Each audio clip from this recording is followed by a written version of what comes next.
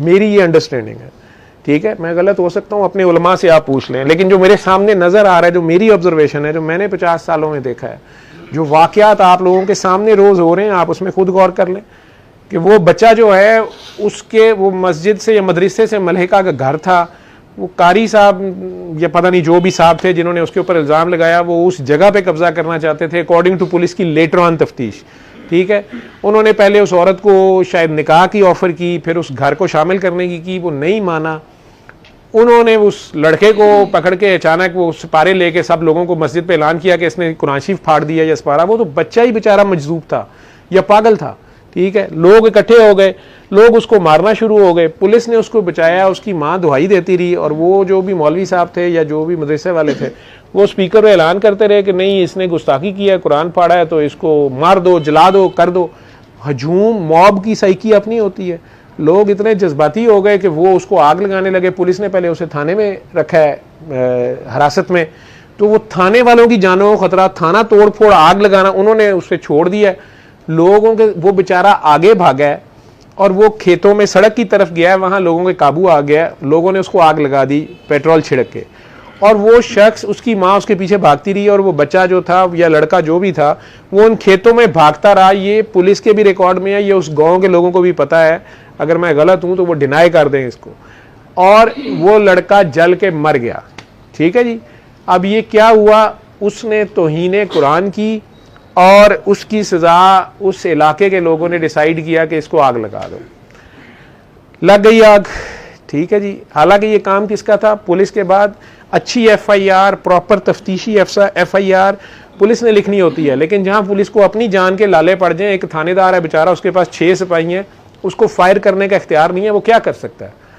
और वो अगर डंडे से उसके ऊपर वो लिखवाई जाए, जो भी हुआ, बहरहाल वो ख़त्म हो गया जी, सज़ा दे दी मजमे ने। सिर्फ थोड़े ही अरसे बाद, रमज़ान का महीना है, उन्हीं खेतों के पास से सड़क गुजर रही है, ऑयल टैंकर उल्टा है और वो सारा ऑयल जो है वो बह गया उन खेतों में। उसी गांव के लोग, बड़े बूढ़े जवान, और उसी मस्जिद से ऐलान हुआ है कि जिसने पेट्रोल लेना है वो जाके ले लो। आप पहले मुझे बताएं कि क्या ये मुसलमानों का वतीरा है?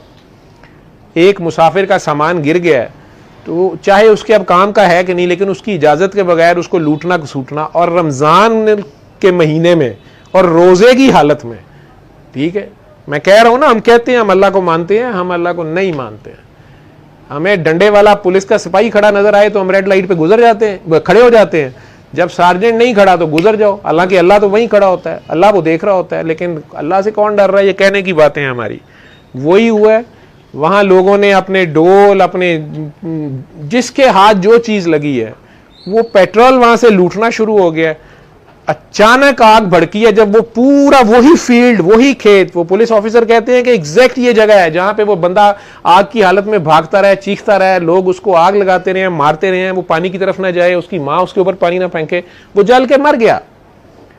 उसी खेत में, उसी गांव के 200 के करीब हर नस्ल का बच्चा बड़ा, मैं कहता हूं औरत मर्द, 200 से ज्यादा लोग हैं जो जल गए।